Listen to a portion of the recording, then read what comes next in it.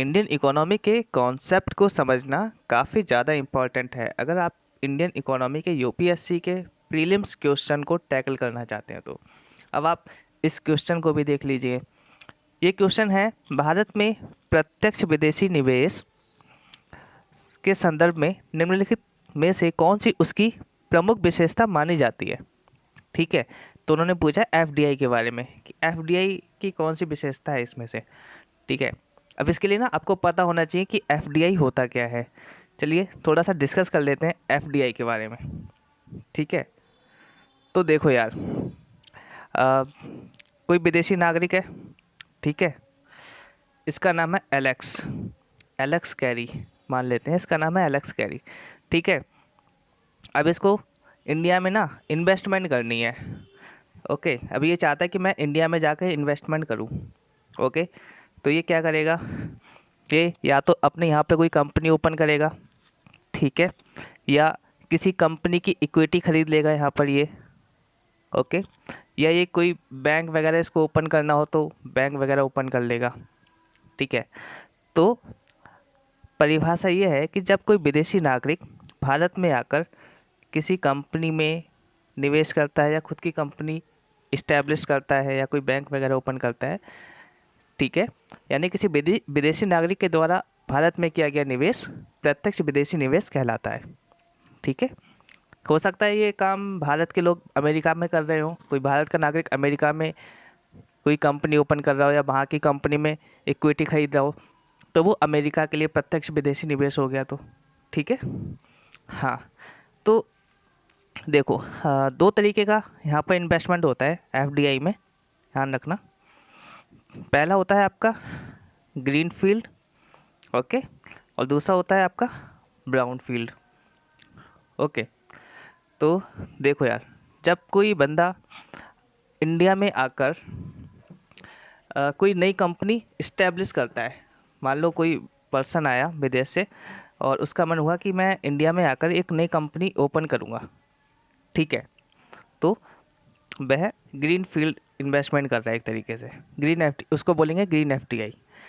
ठीक है, और अगर कोई पर्सन इंडिया में किसी कंपनी की इक्विटी परचेज कर रहा है, ठीक है, इंडिया में किसी कंपनी में इन्वेस्टमेंट कर रहा है, तो उसको बोलते हैं हम brown field, brown FDI. Okay, तो ये दो तरीके के एफडीआई होते हैं। एक बात और ध्यान में रखें आप, एक मायाराम पैनल बना था एफडीआई के लिए, जिनसे कहा था कि आप ना निर्धारित करो कि एफडीआई की डेफिनेशन क्या होगी।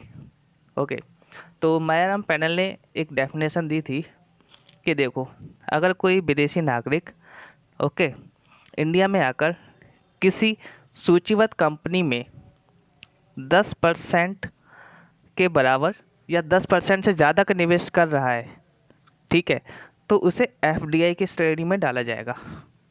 ओके, और अगर वही नागरिक किसी असूचीबद्ध कंपनी में 10%, असूचीबद्ध कंपनी में कोई भी इन्वेस्टमेंट कर रहा हो, मतलब 10%, 5%, 1%, कितना भी परसेंट इन्वेस्टमेंट हो, उसको भी एफडीआई कहा जाएगा। ओके, तो ये चीज़ें ध्यान रखना, एक ग्रीन एफडीआई क्या होता है और ब्राउन एफडीआई क्या होता है। ओके, मायाराम पैनल किससे रिलेटेड है, एफडीआई से रिलेटेड है। ओके, एफडीआई के डेफिनेशन से रिलेटेड है। और अगर 10% और 10% वाला आप कॉन्सेप्ट को भी याद रखना। चलिए अब यहाँ पर एक तरीके से क्वेश्चन को सॉल्व करने की कोशिश करते हैं। क्वेश्चन क्या कह रहा है, तो ये यहाँ पर क्वेश्चन पूछ रहा है, यह मूलतः किसी सूचीबद्ध कंपनी में पूंजीगत साधनों द्वारा किया जाने वाला निवेश है।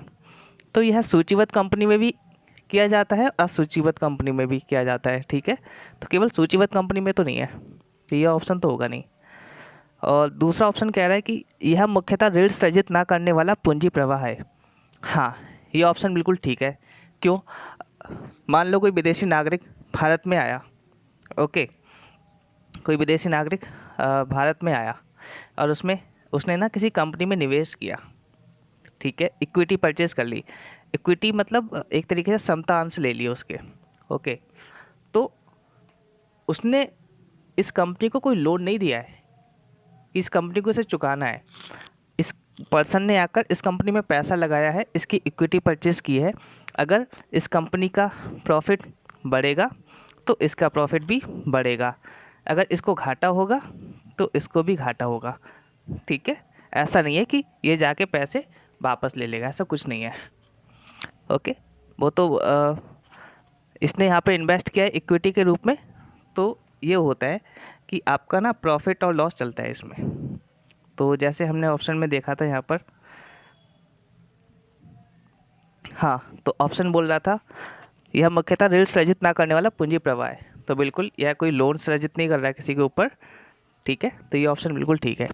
यह ऐसा निवेश है जिससे ऋण समाशोधन अपेक्षित होता है, ये तो बिल्कुल अलग अलग बात हो गई।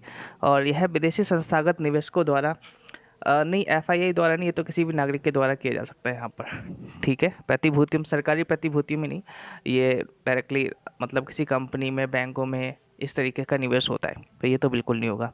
तो आपका आंसर होगा यहाँ पर बी। यूपीएससी 2020 का क्वेश्चन था ये।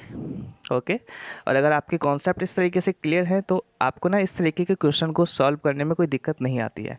एफडीआई, एफपीआई और एफआईआई के ऊपर एक डिटेल डिस्कशन लेकर आएंगे हम किसी दिन चैनल पर।